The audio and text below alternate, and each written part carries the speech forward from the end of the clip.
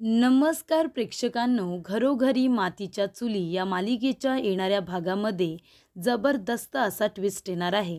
तर प्रेक्षकांनो, इथे जानकीने ऐश्वर्याला जिन्यावरून ढकलून देताच ऐश्वर्याने केला कारस्थानाचा उलगडा.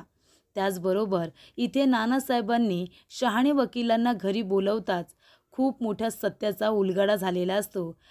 तर शहाणे वकिलांना घरी बोलवताच इथे नानासाहेबांनी ऐश्वर्या आणि सयाजी विखे पाटीलची चांगलीच आता वाट लावलेली असते. तर प्रेक्षकांनो, येणाऱ्या भागामध्ये कशा पद्धतीने गोष्टी घडत जाणार आहेत आपण सविस्तरपणे बघूया. तर प्रेक्षकांनो, इथे आता सारंगचा मार्ग जरी चुकीचा असला तरीसुद्धा त्याने ऐश्वर्याच्या सांगण्यावरून ते नाटक केलेलं असतं. त्याने इथे स्वतःचा जीव देण्याचा प्रयत्न केला. त्याने खूप मोठं नाटक केलं आणि शेवटीला ऐश्वर्याला घरीसुद्धा आणलं. ऐश्वर्या घरी आली आहे आणि ती आता चांगलं वागण्याचं नाटक करते सुमित्राच्या समोर. कारण तिला हे नाटक आता करावंच लागणार आहे. आधी ती सगळ्यांवरती दादागिरी करत होती. जेव्हा तिने जानकी आणि ऋषिकेशला त्यांच्यावरती खोटे आरोप करून त्यांना घरातून बाहेर हकललं तेव्हा ती इथे सगळ्यांवरती दादागिरी करत होती. पोट तिडकीने ओरडून ओरडून सगळ्यांना सांगत होती की ते दोघेजण कसे वाईट आहेत आणि ही किती चांगली आहे. पण जेव्हा इथे आता तिचं सत्य सगळ्यांना कळले, म्हणजे अगदी नानासाहेबांना ढकलल्यापासून ते जानकीवरती खोटा आरोप करेपर्यंत, त्याचबरोबर ऋषिकेशवरती सुद्धा त्याच्याच वडिलांच्या खोट्या खुणाचा तिने आरोप केलेला असतो आणि त्याला जेलमध्ये टाकलेलं असतं. इतकंच नाही प्रेक्षकांनो, तर त्याला इथे शिक्षा व्हावी, त्याला फाशीची शिक्षा व्हावी म्हणून इथे आशुतोष निंबाळकरसारखा मोठा वकील मुंबईवरून त्यांनी हायर केला होता. इथपर्यंत सयाजी विखे पाटील आणि ऐश्वर्याची मजल गेली होती. त्यानंतरला सगळ्या गोष्टी व्यवस्थित झाल्या. जानकीने नानासाहेबांना आणलं आणि ऋषिकेश निर्दोष सिद्ध झाला. नाहीतर इथे ऐश्वर्याने पूर्ण तयारी केली होती इथे त्याला आयुष्यभर जेलमध्ये सडवण्याची. त्याचबरोबर इथे आता सारंगने नाटक करून ऐश्वर्याला तरीसुद्धा घरी आणलं. तिचं सत्य आता सगळ्यांना माहिती झाले म्हणून ती आता जरा शांत बसली. तिने इथे सुमित्राला सुद्धा मनोरुग्णालयामध्ये टाकण्याचा प्रयत्न केला होता.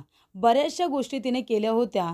ओवीला त्रास दिला, जानकीला त्रास दिला, ऋषिकेशला त्रास दिला. इथपर्यंत काय तर नानासाहेबांना सुद्धा तिने खूप छळलेलं आहे. म्हणजे त्यांच्या वयेचं सुद्धा तिने भान ठेवलेलं नाही आहे. इथपर्यंत खालच्या पातीला जाऊन ही ऐश्वर्या वागलेली आहे आणि त्या सगळ्याचा पाढा आता नानासाहेबांनी वाचलेला असतो. म्हणजे नानासाहेबांनी सगळं सत्य सांगितलेलं असतं की कशा पद्धतीने ऐश्वर्या कुठल्या हेतूने त्या घरामध्ये आली आहे. एकतर तिचं सौमित्रबरोबर लग्न नाही झालं म्हणून तिने इथे सारंगबरोबर रागाने लग्न केलं. कारण या घरामध्ये येऊन तिला सगळ्यांना उद्ध्वस्त करायचं होतं, रस्त्यावरती आणायचं होतं. हा तिचा हेतू होता. आणि त्यानंतरला तिचा हेतू तेवढाच राहिला नाही. ती आता प्रत्येक माणसाला छळायला लागली होती.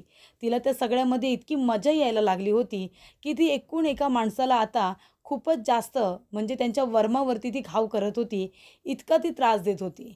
आणि हे सगळं घडत असताना सारंग तिला काहीही बोलत नसतो. तो तिच्यावरती वेड्यासारखं प्रेम हे करतच राहत असतो आणि म्हणूनच तिची हिंमत ही दिवसेंदिवस वाढत गेलेली असते. एवढं सगळं करून सवरून सुद्धा आता तिला घरामध्ये परत आणले. पण ती नाटक ह्या कारणासाठी करते प्रेक्षकांनो, कारण आता तिला पुन्हा त्या घरामध्ये आपली जागा निर्माण करायची आहे. आता नानासाहेबांना ढकलणारी व्यक्ती म्हणजे ऐश्वर्या आणि इतकं सगळं खोटं नाटक केल्यानंतर घरामध्ये तिची काय लायकी आहे ती तिला बरोबर कळलेलं असतं. एकतर तिला घरामध्ये आणले हे कुणालाही आवडलेलं नाही आहे. घरामध्ये जास्त कांगावासुद्धा तिने आता करायला नको. कारण जानकीने तिला घरातून जरी इथे इन्सल्ट करून बाहेर काढलं असलं तरी वेळोवेळी तिने त्या घरासाठीच सगळं काही केलेलं आहे. घराला वाचवण्यासाठी सुद्धा तिनेच प्रयत्न केले होते. आणि जेव्हा जेव्हा त्या घरावरती संकट आलं तेव्हा तेव्हा ती ढाल बनून त्या संकटाला सामोरं गेली आणि तिने आपल्या घरावरचं संकटही दूर केलं. म्हणजे बाहेर राहून सुद्धा तिने एका सुनेचं, एका लेकीचं कर्तव्य नेहमीच पूर्ण केलं आणि वहिनीचं सुद्धा. तर प्रेक्षकांनो, या गोष्टी सगळ्या झाल्याच. म्हणजे आता सगळं ऐश्वर्याचं कारस्थान समोर आलं. जानकी आणि ऋषिकेशच्या नावावरती आता इथे जानकीच्या नावावरती पूर्णपणे बिझनेस आहे, पूर्ण कंपनी आहे आणि ऋषिकेशच्या नावावरती इथे संपूर्ण बंगला आहे. त्याच्यामुळे आता घरामध्ये तिला माज करता येणार नाही आहे, हे आता ऐश्वर्याला बरोबर माहिती असतं. आणि म्हणूनच तिने आता ठरवलं आहे की थोडे दिवस का होईना पण मला चांगल्या सुनेचं नाटक हे करावंच लागणार आहे. चांगलं सून मला आता व्हावंच लागणार आहे. म्हणजे निदान या घरामध्ये आई तरी माझ्या बाजूने झाल्याच पाहिजे. म्हणजे एकदा का आई माझ्या बाजूने झाल्या, की मग त्यांना जानकीच्या विरोधामध्ये मला भडकवता येईल. आधीच इथे आता जानकीने निर्णय घेतलेला असतो, की ऐश्वर्या आणि सारंगला आपण घरामध्ये परत घेतोय. कारण सुमित्रा घर सोडून जायला निघालेली असते. त्यामुळे जानकीचा हा निर्णय घरामध्ये कुणालाच आवडलेला नसतो. अवंतिका आणि सौमित्र या दोघांना कळलेलं असतं, की जानकीच्या निर्णयामागे नक्कीच काहीतरी मोठं कारण आहे. पण इथे आता ऋषिकेशला इतका त्या ऐश्वर्या आणि सारंगचा राग आलेला असतो, की ती ऐश्वर्या त्याला त्याच्या नजरेसमोर सुद्धा नको असते. कारण त्या ऐश्वर्या आणि ऋषिकेशवरती सगळ्यात मोठा गंभीर आरोप केलेला असतो, तो म्हणजे स्वतःच्या वडिलांचा खून केल्याचा आरोप इथे ऐश्वर्याने त्याच्यावरती केलेला असतो. म्हणून ऋषिकेशला ऐश्वर्या त्या घरामध्ये आता नकोच असते. पण तरीसुद्धा जानकीने तिला घरामध्ये घेतलेलं असतं. त्यामुळे ऋषिकेश तिच्यावरती चिडलेला असतो आणि तिच्याबरोबर बोलत नसतो. पण आता ऐश्वर्या बघा किती इथे नालायकपणा करते. म्हणजे तिला माहिती आहे की आधीच या दोघांचं भांडण माझ्यामुळे झाले, कारण मी या घरामध्ये परत आले म्हणून. पण आता तिला अजून त्या दोघांमधलं भांडण वाढवायचं आहे, वाद वाढवायचा आहे. आणि म्हणूनच आता ती काय करते, तर इथे सारंगला ऑफिसला जायला सांगते. सारंग एकदा का ऑफिसला गेला, की त्याच्यावरून सुद्धा आता ऋषिकेश चिडणार. कारण ती कंपनी आता फक्त आणि फक्त ऋषिकेशची आहे. आधीसुद्धा ऋषिकेशचीच होती, पण तिची वाट लावली सारंग आणि ऐश्वर्याने. मग ही आता स्वतःच्या बळावरती ऋषिकेशने नवीन कंपनी सुरू केली आणि त्याचं नवीन ऑफिस. त्याच्यामुळे आता जर सारंगला इथे जानकीने पाठवलं, तर मात्र त्याचा इथे आता संताप होईल आणि या दोघांमध्ये अजून भांडणं होतील. या हेतूने ऐश्वर्या सारंगला आता ऑफिसला जायला तयार करते. पण जानकी इथे खूपच अशी छान अशी आता शक्कल लढवते. ती इथे सारंगच्या समोरच आता ऋषिकेशबरोबर फोनवरती बोलत असते. ती म्हणत असते, "अहो सारंग भाऊजी, तुमचे भाऊ आहेत की नाही? घरातले आहेत ते. त्यांना आता ऑफिसला यायचं आहे तर येऊ देत ना." तेव्हा तिकडून आता स्वतःच ती म्हणत असते, की "म्हणजे सारंग भाऊजी जर आले ऑफिसला तर तुम्ही त्याला मारणार का? आंब्यासारखं पिळून काढणार? तुम्ही खूप मारणार त्यांना? खुर्चीसुद्धा फेकून मारणार?" असं बरंचसं ती काय काय बोलते. त्याच्यावरून इथे सारंगला एक गोष्ट तर मात्र कळलेली असते, की आता त्याच्यावरती ऋषिकेश इतका चिडला आहे, की तो त्याला मारूच शकतो. कारण ऋषिकेश किती मारतो हे सारंगला बरोबर माहिती आहे. त्याच्यामुळे इथे आता सारंग घाबरलेला असतो. "नाही, नाही बाबा, मी काही जाणार नाही आहे ऑफिसला." तेव्हा जानकी म्हणते, "कशाला तुम्हाला ऑफिसला जायचं आहे? आता मी इथे मस्त आता आमरस करते, छान इथे उसळ भात करते, पापड वगैरे तळते, मस्त लोणचं घ्या आणि पोटभर ताणून जेवा आणि झोपा ना. कशाला तुम्हाला ऋषिकेशचा मार खायला जायचं आहे? तुम्हाला काही कमी पडतंय का? तुम्हाला जर या घरामध्ये काही कमी पडलं ना, तर मग तुम्ही बोला. तुम्हाला सगळं तर आयतं मिळतंय ना, मग कशाला तुम्हाला मार खायला जायचं आहे?" आता जानकी असं म्हणाल्यानंतर सारंग म्हणतो, की "ठीक आहे, मी काही आता ऑफिसला वगैरे जाणार नाही आहे. मी आता चांगलं खाणार आणि आराम करणार." त्याचबरोबर प्रेक्षकांनो, इथे ऋषिकेशने देशमुखला एक काम दिलेलं असतं. देशमुखला सांगितलेलं असतं, की माझ्या नानांना किडनॅप करण्याच्या मागे ती कोण माणसं होती ना, ती शोधून काढा. त्यातला आता सयाजी विखे पाटीलच्या माणसांवरती देशमुखला लक्ष ठेवायला सांगितलेलं असतं. आणि तेव्हा देशमुखला एका माणसाचा पत्ता सापडतो, की हा माणूस नानासाहेबांना किडनॅप करण्यामध्ये होता. तेव्हा इथे आता ऋषिकेशला ती माहिती कळते. ऋषिकेश निघतो तेव्हा इथे सौमित्र त्याला भेटायला आलेला असतो. जानकीमध्ये आणि ऋषिकेशमध्ये जे काही वाद झालेत, ते मिटवण्यासाठी तो आलेला असतो. तो इथे आता ऋषिकेशला सांगत असतो, की जानकी वहिनीने हा निर्णय घेतलाय, म्हणजे काहीतरी विचार करूनच घेतला असेल ना दादा. तू प्लीज तिच्यावरती विश्वास ठेव ना. पण इथे आता ऋषिकेशला देशमुखचा फोन आल्यानंतर सौमित्राला एक गोष्ट कळलेली असते. ऋषिकेश दादा आता काही थांबणार नाही आहे. पोलीस जेव्हा शोधतील तेव्हा शोधतील, की नानांना नक्की कुणी किडनॅप केलं होतं. त्याच्या आधी आता ऋषिकेश दादाच त्या माणसांना शोधून काढेल. कारण ऋषिकेशला संशय असतो, की नानांना किडनॅप करण्याच्या मागेसुद्धा ऐश्वर्या आणि सयाजीचाच हात होता. कारण जेव्हा इथे ऐश्वर्याला कळलं, की नाना आता स्वतःच्या पायावरती उभे राहिलेत, ते आता बोलायला लागलेत, तेव्हा तिचं कारस्थान आता सगळ्यांच्या समोर येईल. त्याआधी तिनेच इथे नानांचा काटा काढायचं ठरवलं आणि तिनेच इथे नानांना किडनॅप करायला सांगितलं. त्यामुळे इथे घरामध्ये तेव्हा आपण कुणीच नव्हतो. त्या संधीचा फायदा आपण आता उचलायचा आणि तेव्हाच तिने नानांना किडनॅप करायला सांगितलं. आणि जेव्हा इथे नाना बरे होताना तिने बघितलं, तेव्हा तर ती पूर्णपणे घाबरलीच होती. असं इकडे आता ऋषिकेश सौमित्राला सांगतो. त्यामुळे इथे आता त्याचा संशय ऐश्वर्या आणि सयाजी विखे पाटील या दोघांवरती आलेला असतो. तेव्हा इथे ऋषिकेश आता शोधायला गेल्यानंतर, त्या माणसाला बघायला गेल्यानंतर सौमित्र म्हणतो की दादा काही ऐकणार नाही. जोपर्यंत त्या लोकांना शोधून काढत नाही आणि त्यांचा मेन म्होरक्या आता कोण आहे, संपत आहे, ते सुद्धा कळलेलं असतं ऋषिकेशला त्या माणसाकडून. जसं त्याच्यावरती हात उगारतो, त्याला मारण्याची धमकी देतो, तेव्हा इथे सयाजीचा एक माणूस पोपटावाणी बोलतो आणि म्हणतो की तो सयाजीचा माणूस आहे, त्याचं नाव आहे संपत. तेव्हा आता संपतचा शोध घेण्याचं त्यांनी ठरवलेलं असतं. संपत आता मुळशीमधून गायब झालेला असतो, कारण तो मुळशीमध्ये दिसला तर ऋषिकेश त्याला सोडणार नाही, त्याला बरोबर माहिती असतं म्हणून. त्यानंतर प्रेक्षकांनो इथे आता ऋषिकेशने त्याचा शोध सुरू केलेला असतो. जानकी आणि सुमित्रा ऐश्वर्याला घरातली कामं करायला सांगत असतात. सगळं काही ठीक असतं, पण इथे जानकीच्या मनात आता एक विचार आलेला असतो. जानकी विचार करता करता म्हणते, जर इथे नानासाहेबांनी म्हणजे नानांनी सगळी प्रॉपर्टी आधीच आईंच्या, जसं आईंचं म्हणणं होतं, पार्वती आईंचं, त्या म्हणण्यानुसार घर जर ऋषिकेशच्या नावावरती होतं, कंपनीसुद्धा आधीची ऋषिकेशच्याच नावावरती होती आणि त्यानंतरला जे काही अलिबागचं फार्म हाऊस आहे ते इथे सौमित्र भाऊजींच्या नावावरती होतं. गावची शेती सारंग भाऊजींच्या नावावरती होती, पण आता ती त्यांच्या नावावरती नाही आहे. कारण का, त्यांच्याकडे काहीच ठेवायला सांगितलेलं नाही आहे, ते सगळं आता सुमित्राच्या नावावर आहे. पण मग सगळं ऋषिकेशच्या नावावरती असताना जे पेपर ऐश्वर्या घेऊन आली होती, म्हणजे ते शहाणे वकील घेऊन आले होते, त्याच्यामध्ये तर सगळंच्या सगळं सारंग भाऊजींच्या नावावरती कसं काय होतं? कंपनी, घर, बाकीचे सगळे पैसे, आडका सगळंच, आणि फक्त सौमित्रच्या नावावरती शेती कशी काय? हा प्रश्न आता जानकीला पडलेला असतो.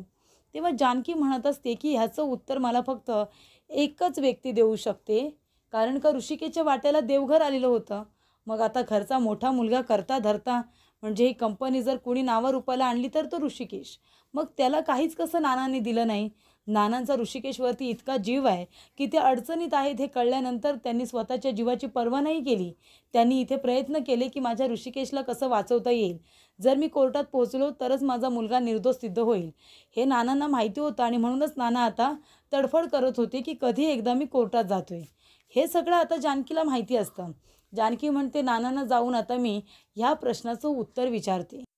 तेव्हा प्रेक्षकांनो इथे जानकी आता जाते नानांना भेटायला आणि म्हणते की नाना, तुमच्यासाठी तुमच्या आवडीचा इथे आता गरमागरम आल्याचा चहा. तेव्हा इथे नाना म्हणतात की थँक्यू, बरं झालं, मला आता चहा हवाच होता. तेव्हा जानकी म्हणत असते की नाना, तुमची काही हरकत नसेल तर मला तुम्हाला काही प्रश्न विचारायचे आहेत. तेव्हा नाना म्हणतात, नक्कीच विचार. तेव्हा जानकी म्हणते की नाना, तुम्ही असं म्हणताय की तुम्हाला ऐश्वर्याने धक्का दिला, हे सत्यच आहे, मला सगळं काही माहिती आहे. पण मग जेव्हा तुम्हाला सगळ्यांनी विचारलं की तुम्हाला धक्का कोणी दिला, आधी तुम्ही ऐश्वर्याकडे बोट केलं, पण नंतर तुम्ही माझ्याकडे बोट का केलंत नाना? तुम्ही माझ्याकडे बोट केलं त्यानंतरच सगळ्यांची खात्री पटली की मीच तुम्हाला धक्का दिलाय म्हणून. मग तुम्ही हे का केलंत? तेव्हा नाना म्हणतात की सगळ्याच प्रश्नांची उत्तर हवी असतात का? तेव्हा जानकी म्हणते, हो, मला हवी आहेत, कारण त्या तुमच्या एका हालचालीने ते माझ्याकडे बोट दाखवल्यामुळे मला खूप काही सहन करावं लागलं नाना. म्हणजे मला सुद्धा अपराधासारखं वाटत होतं की खरंच मीच तुम्हाला धक्का दिलाय का, म्हणून तुम्ही माझ्याकडे बोट केलंत. पण मला एक खात्री होती नाना, माझ्याकडे बोट दाखवण्यामागे नक्कीच काहीतरी असं कारण असेल, तेव्हा तुम्ही माझ्याकडे बोट दाखवलं, नाहीतर तुम्ही असं कधीच केलं नसतं, हे सुद्धा मला माहिती आहे. तेव्हा इकडे नाना म्हणत असतात की मला माहिती होतं तू मला समजून घेशील. ऐश्वर्याने मला धमकी दिली होती आणि ती धमकी अशी होती की तिने ओवीला मारण्याची मला धमकी दिली होती. ओवीला संपून टाकेल असं ती म्हणाली होती. मग त्यावेळेला मला माझ्या नातीचा जीव सगळ्यात जास्त महत्त्वाचा होता. मला माहिती होतं की जरी मी तुझ्याकडे बोट दाखवलं तरीसुद्धा तू मला चुकीचं समजणार नाहीस. माझ्या ह्या कृत्याकडे तू एका अशा दृष्टिकोनातून बघशील की नक्कीच काहीतरी गडबड आहे, म्हणून इथे नानांनी माझ्याकडे बोट दाखवले. तेव्हा जानकीला कळतं की माझ्या मुलीला मारण्याची धमकी दिली म्हणून तुम्ही माझ्याकडे बोट दाखवलंत, ते बरंच केलंत. तेव्हा इथे ऐश्वर्या हे सगळं करूच शकते, कारण ऐश्वर्याला मी आता चांगलं ओळखते. ती इथे माझ्या मुलीची सुद्धा पर्वा करू शकत नाही आहे.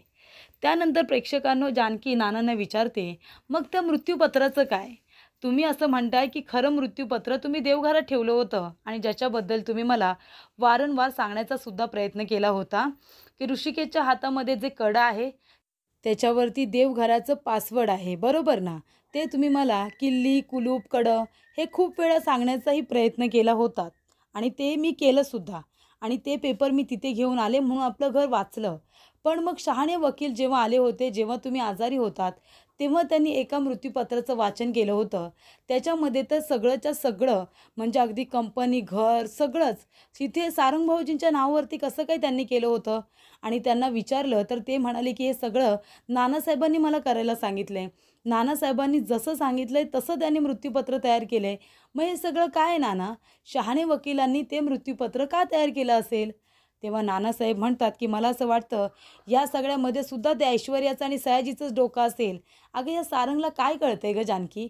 मला माहिती आहे ना, हे सगळं त्या ऐश्वर्याने मुद्दामून केलं होतं. म्हणजे मी बेडवरती पडून होतो. माझे हातपाय काम करत नव्हते. मला बोलता येत नव्हतं. त्याच्यामुळे त्या संधीचा तिने फायदा घेतला. शहाणे वकिलांना सुद्धा तिने धमकवलं असेल. मला माहिती आहे ना."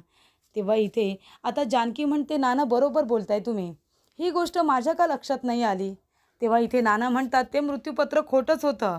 जे मृत्यूपत्र तुला सापडलं ते खरं आहे. इथे पार्वतीने म्हणजे ऋषिकेशच्या आईने तिची जी प्रॉपर्टी आहे ती ऋषिकेशच्या नावावर मला तेव्हाच करायला सांगितली होती. कारण तिला कुठे ना कुठेतरी माहितीच असेल, की जेव्हा आम्हाला दुसरी मुलं-बाळं होतील, तेव्हा त्यांचेसुद्धा हक्क अधिकार येतील. म्हणून तिने मला काय सांगितलं, जे माझ्या ऋषिकेशचं आहे ते त्याला मिळू द्या. बाकीचं जे काही असेल, जी तुमची प्रॉपर्टी म्हणजे माझी, ती मी माझ्या तिन्ही मुलांना द्यायची. पण जे तिचं आहे, हे सगळं पार्वतीचं आहे. हे घर-दार हे सगळं पार्वतीचं आहे आणि म्हणूनच तिने तिचं घर हे तिच्या मुलाच्या नावाने म्हणजे ऋषिकेशच्या नावावरती करायला सांगितलं आणि कंपनीसुद्धा फक्त तिला नाव मी सुमित्रा एंटरप्राइजेस दिलं. नाहीतर कंपनी पार्वतीचीच होती असं नाना म्हणतात. तेव्हा इकडे आता सगळ्या गोष्टी जानकीच्या समोर आलेल्या असतात. पण जानकीला आता हे सगळं त्या ऐश्वर्याच्या तोंडून ऐकायचं असतं. तेव्हा जानकी म्हणते, की आता सत्याचा उलगडा होणार आहे. तेव्हा तिने सुमित्राला आधीच सांगून ठेवलेलं असतं. सौमित्र, भाऊजी, अवंतिका सगळ्यांना तिने आधीच सांगून ठेवलेलं असतं. त्यानंतरला जेव्हा ऐश्वर्या आता जिना उतरत असते, तेव्हा जानकी तिला धक्का देते आणि तिचा पटकन हात पकडते. तिला पडू देत नाही. तेव्हा ऐश्वर्या म्हणते, "जानकी अगं हे काय करतेस तू? हात सोडू नकोस माझा, नाहीतर मी पडेन." तिच्या एका हातामध्ये काहीतरी प्लेट असते आणि आता दुसरा हात इथे जानकीच्या हातात असतो. ती आता पकडूसुद्धा शकत नसते. त्यामुळे इथे आता जर हिने हात सोडला तर मी पडेन, जर दुसऱ्या हाताने पकडायला गेली तर प्लेट पडेल. आता करू तर काय करू? ती प्लेट सुमित्राने आणायला सांगितलेली असते. तेव्हा इथे प्रेक्षकांनो, आता सुमित्राने प्लेट आणायला सांगितले म्हणजे ती तर पडायलाच नको. त्यानंतर इथे जानकी म्हणते, की "सोडू का तुला सोडू?" तेव्हा ऐश्वर्या म्हणते, "नाही, नको, नको, असं काही करू नको." तेव्हा जानकी म्हणते, "काय गं? सगळं खोटं-खोटं वागतेस ना तू? म्हणजे आता ज्या वेळेला हे सगळं घर-दार, कंपनी, घर सगळं तू सारंग भाऊजींच्या नावावरती केलंस. कसं काय केलंस गं तू हे सगळं? मला तरी सांग ना." तेव्हा इकडे आता तिच्या हातामध्ये प्लेट असते. त्याच्यावरती एक बाऊल असतो. त्याच्यामध्ये आमरस असतं. आता ते खाली पडलं तर वाट लागणार. म्हणून ती आता ते हातामध्ये घट्ट पकडून ठेवते आणि म्हणते, की "मी काहीही सांगणार नाही आहे." तेव्हा इकडे आता जानकी म्हणते, "तुला सांगावंच लागेल. सांग बरं मला, सगळी प्रॉपर्टी ही जर हे घर-दार हे सगळं ऋषिकेशच्या नावावरती आहे आणि शहाणे वकिलांना घेऊन नानासाहेबांनी ते मृत्यूपत्र स्वतः तिथे असताना बनवले. पण मग शहाणे वकील नंतर जे मृत्यूपत्र घेऊन आले, ते कुणी तयार केलं होतं? याच्यामध्ये तुझा काही हात होता का? खरं खरं सांग, नाहीतर तुला आता सोडून देईन. हे बघ मी कुणाला काही सांगणार नाही आहे. फक्त मला सत्य जाणून घ्यायचं आहे, की हे सगळं तू केलं असशील म्हणून." तेव्हा इथे ऐश्वर्या स्वतःचा जीव वाचवण्यासाठी म्हणते, "हो, हो, हे सगळं मीच केले. सोडू नकोस, मला सोडू नकोस प्लीज." आणि इथे आता जानकी म्हणते, "सोडू का तुला सोडू?" तेव्हा इथे ऐश्वर्या घाबरते आणि म्हणते, की "त्या शहाणे वकिलाला मीच सांगितलं होतं खोटे प्रॉपर्टीचे पेपर तयार करायला. आता मला पाडू नकोस, नाहीतर मी सुद्धा आता जागेवरती बसेन." तेव्हा इकडे जानकी आता सगळ्यांना बाहेर बोलवते आणि म्हणते, "ऐकलत ना सगळ्यांनी? तर शहाणे वकिलांना ऐश्वर्यानेच धमकी देऊन ते खोटं मृत्यूपत्र बनवायला सांगितलं होतं. हे सत्य आता सगळ्यांना कळतं." तेव्हा इथे जानकी लगेचच शहाणे वकिलांना घरी बोलावते. शहाणे वकील घरी येतात आणि ते घरी आल्यानंतर खूपच जास्त घाबरलेले असतात. कारण शहाणे वकील हे आता नानासाहेबांचे खूपच जवळचे वकील असतात. त्यामुळे नानासाहेबांचा त्यांच्यावरती खूपच जास्त विश्वास असतो. पण त्या विश्वासाला कुठेतरी तडा गेलेला असतो. ते म्हणजे ऐश्वर्या आणि सयाजी विखे पाटीलमुळे. तडा तर जाणारच ना, कारण त्यांना अशी धमकी दिलेली असते, की त्यांच्याकडून खोटे रिपोर्ट तयार करून घेतलेले असतात. पण जानकी जेव्हा शहाणे वकिलांना घरी बोलावते तेव्हा शहाणे वकील स्वतःच्या तोंडाने सांगतात की त्यांना ऐश्वर्या आणि सयाजी विखे पाटील यांनी किडनॅप केलं होतं आणि म्हणूनच त्यांनी हे खोटं आता मृत्यूपत्र तयार केलं होतं.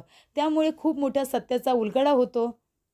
शहाणे वकील घरी आल्यामुळे सयाजी विखे पाटील आणि ऐश्वर्या यांचा खोटारडेपणासुद्धा सगळ्यांच्या समोर आलेला असतो.